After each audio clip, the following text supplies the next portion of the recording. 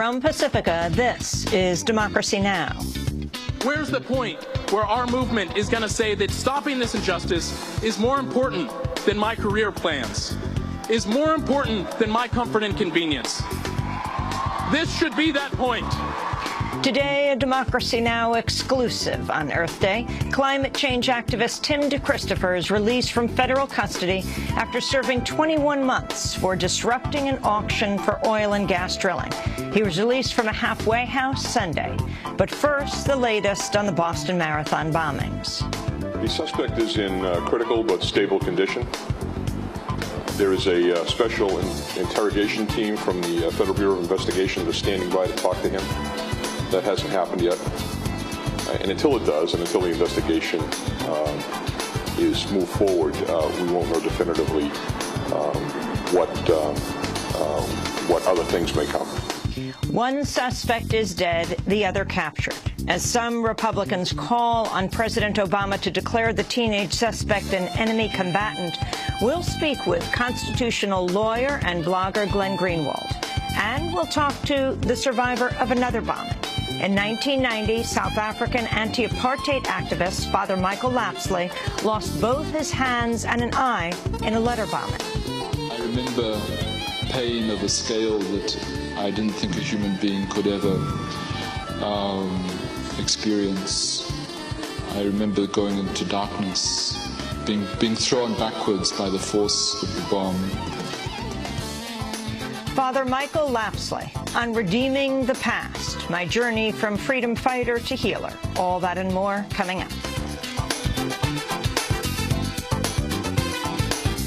Welcome to Democracy Now!, democracynow.org, the War and Peace Report. I'm Amy Goodman. The surviving suspect of the Boston Marathon attack is reportedly being questioned from his hospital bed as he recovers from serious wounds sustained in a gun battle with police. 19-year-old Jahar Tsarnaev was detained Friday night after being found hiding inside a boat in a Watertown resident's backyard.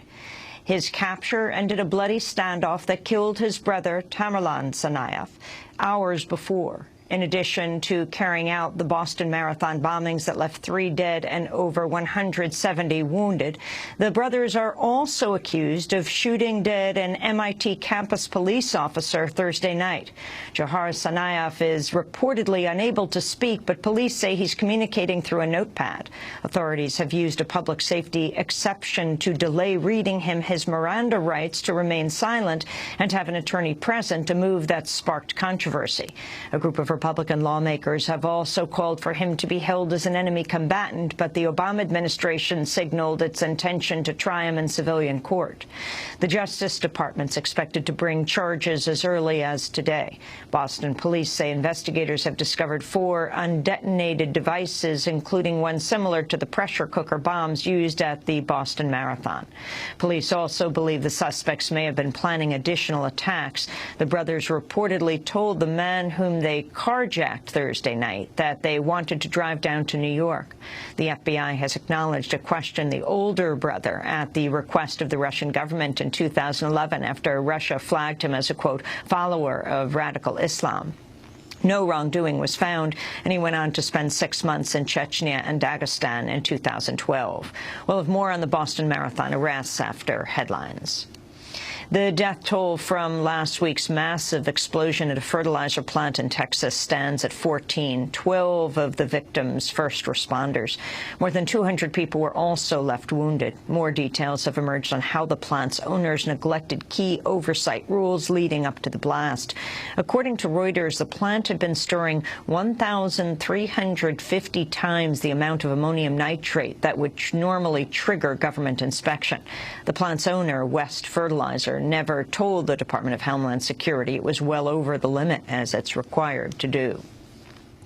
A U.S. drone strike in Yemen has killed at least 2 people. The victims in Sunday's attack were described as suspected al-Qaeda militants. It was the second U.S. drone strike in Yemen in less than a week after several months of quiet. The week's first bombing killed 5 people in the village of Wasab.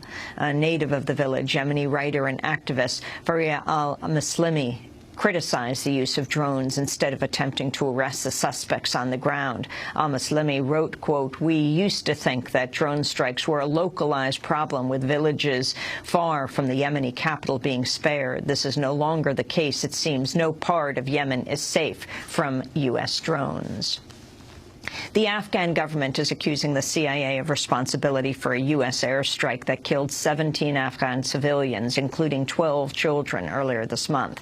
The victims were bombed in their home after violence broke out between militants and U.S. forces. A CIA employee who headed a covert group of paramilitaries was also killed. A spokesperson for Afghan President Hamid Karzai said, quote, "It was a CIA operation using a security structure that was in full service of the CIA and run by the CIA," unquote. At the White House last week, McClatchy reporter Amina Ismail asked White House Press Secretary Jay Carney whether the strike can be considered a form of terrorism. President Obama said that what happened in Boston was an act of terrorism. I would like to ask, do you consider the U.S. bombing on civilians in Afghanistan earlier this month that left 11 children and a woman killed a form of terrorism? Why or why not? Well, I would have to know more about the incident, and obviously the Department of Defense would have answers to your questions on this matter. The death toll from Saturday's massive earthquake in China's Sichuan province has topped 180. Thousands more were wounded and tens of thousands made homeless. It was China's worst earthquake in 3 years. The U.S. military has expanded the force feeding of hunger-striking Guantanamo Bay prisoners. At least 16 are now being force-fed, up from 11 last week. Many human rights and medical groups consider force-feeding a form of torture. The U.S. government says allowing them to starve would be inhumane. The military has also now acknowledged the hunger strike has grown to 84 of Guantanamo's prisoners, though defense attorneys say the number is far higher. The judge overseeing the historic trial against former U.S.-backed Guatemalan dictator Fray Reyes Montt has refused to obey another judge's ruling that the case be adjourned.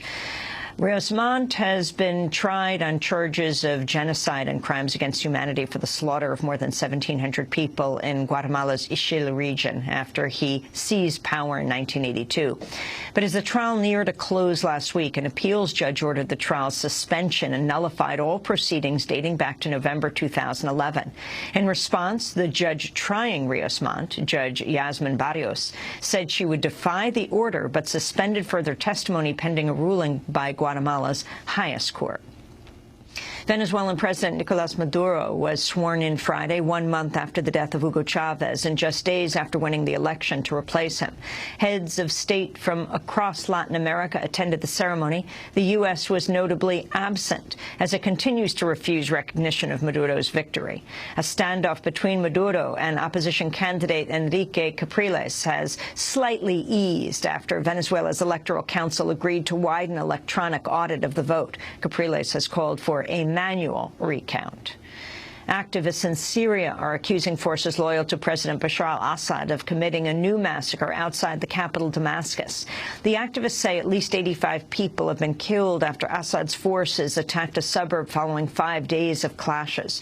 The Obama administration, meanwhile, has agreed to double what it calls non-lethal aid to the Syrian opposition.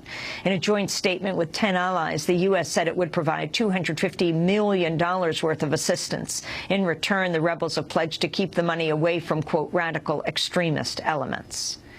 Former Pakistani president and military ruler Pervez Musharraf has been arrested just weeks after his return from a 4-year exile. Musharraf has been detained in connection with the dismissals of Pakistan's top judges in 2007.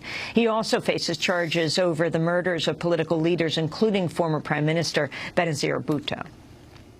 Bahrain's crackdown on opposition protests intensified over the weekend as the country staged the annual Formula One Grand Prix auto race. Police clashed with demonstrators in areas around the capital of Manama, leading to dozens of arrests and injuries. In a statement, the Bahrain Center for Human Rights said it received, quote, a large number of injury reports from across the country as a result of direct hits from tear gas canisters, shotgun pellets, and tear gas inhalation. Protests led to the race's cancellation 2 years ago, but it's gone ahead since under a heavy police mobilization against demonstrators. Kansas Governor Sam Brownback has signed into law sweeping new curbs on abortion rights. The law declares that life begins at fertilization, blocks tax breaks for abortion providers, and prevents them from taking part in sex education at public schools. 2 people were wounded in Denver Saturday after a shootout broke out at a pro-marijuana rally attended by thousands of people. The gathering was held to mark the annual 420 celebration of marijuana culture, the first to be held in Colorado since the state legalized pot last year. The Boy Scouts of America has proposed what it bills as a compromise in the debate over ending its long-standing ban on gay members and leaders. Under the new policy, the Boy Scouts would allow openly gay scouts but continue to prevent gay adults from serving as leaders. The proposal will be put to a vote at the group's annual meeting next month. The Gay and Lesbian Alliance Against Discrimination criticized the measure, saying it, quote, reinforces the outrageous idea that gay people somehow pose a threat to kids, which experts have dismissed for more than a decade. And those are some of the headlines. This is Democracy Now!, democracynow.org, The War and Peace Report. Thanks so much for watching this report from Democracy Now!, your daily independent global news hour. We don't accept advertising or corporate funding, but rather rely on donations from viewers like you. Please make your contribution by visiting democracynow.org. We need your support today to keep bringing you this hard-hitting, in-depth reporting.